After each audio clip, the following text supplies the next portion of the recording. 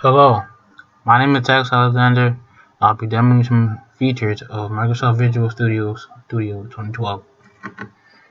The first thing I'd like to point out is the overall layout of this program comes like this. You can modify it by however you like by moving the windows around, such as like this, and docking them wherever you please.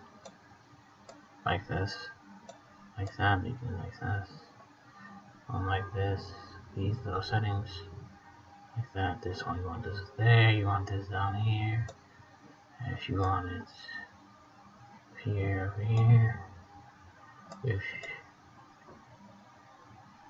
you want it back over there, and you want this like right here, stuff like that. And if you want to reset it, go to the window, reset layout, like so. Another feature of this program is the build tab, pull down tab right here. You can compile the code before you even try to debug it, and it gives you the output details saying if it would be successful. It says unsucceeded, so you know it'll be successful when you run it. When you mess up, such as adding extra curly brace, it doesn't have another one to close it, and you try to compile it like so, it will tell you there's an error, you failed. And keep scrolling, it will show you where you messed up.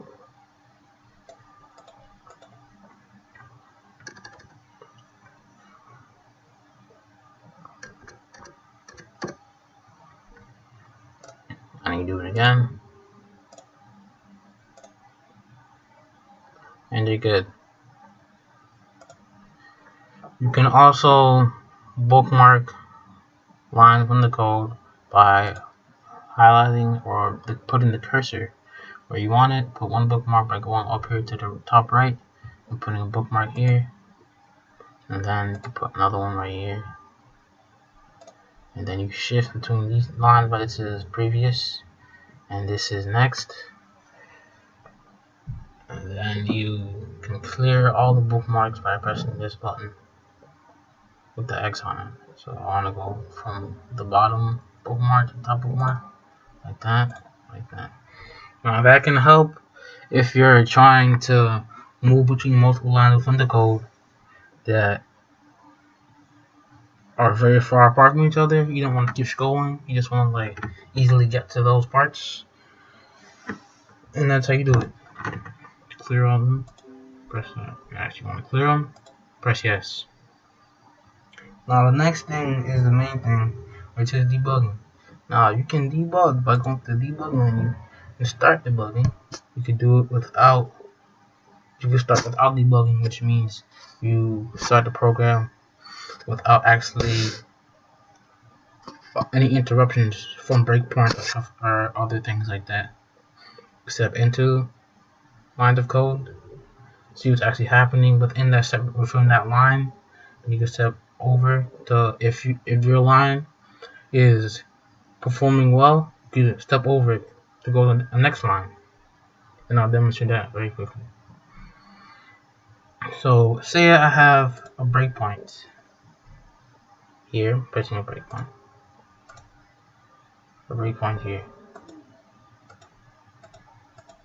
here, and I want to run it just regular without that being there, or if I had multiple breakpoints and a lot of things were going wrong, I don't want to have to delete them.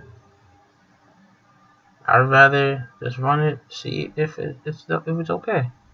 So I press that, output's fine.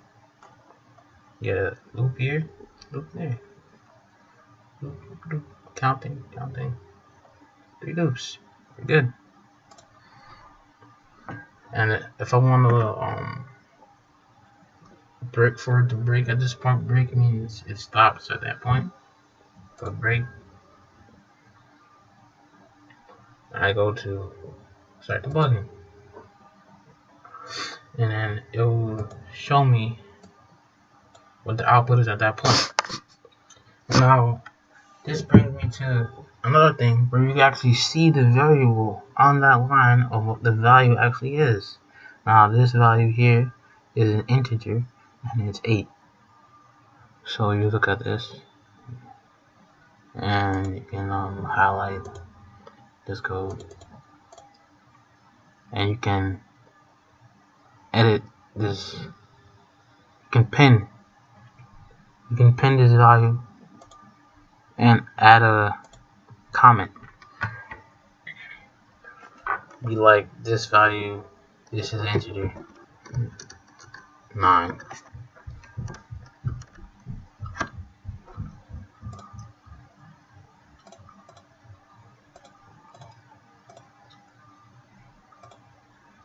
And you press this button to actually pin it to this. So that will always be there in the code when you run it. And when you decide to continue, you press continue here on the top left, near the left, the green arrow says continue. And it will count down because this is it's counting down, so it's showing you what the value will be. Now it's going to 7.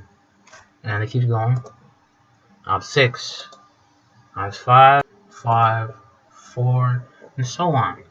So that will be in the code. To remove it, the comment, go to where you want where the comment is.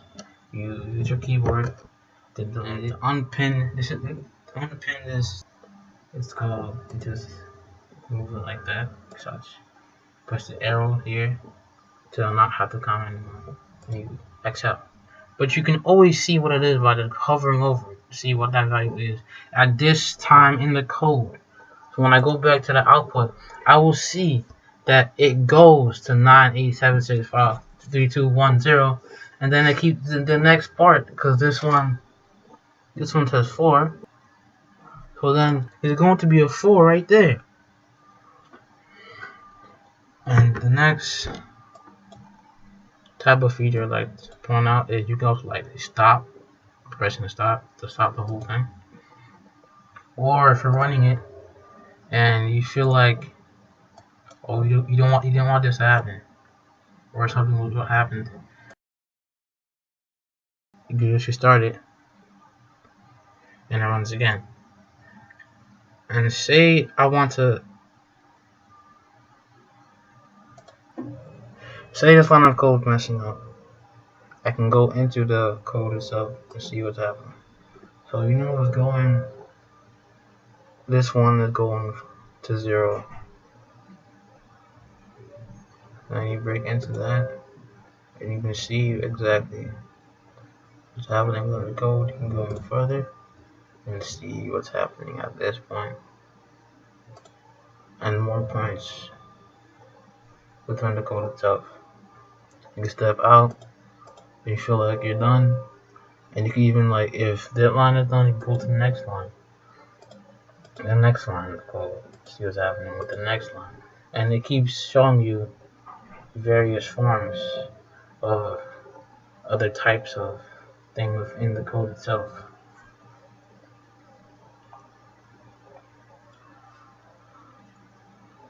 And if I want to remove a breakpoint, click on it, remove this, do like that.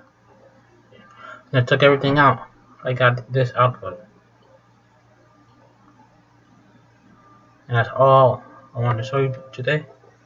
Thank you for your time. Hope you enjoyed this video. Hope it helped you in any way that you're trying to debug anything.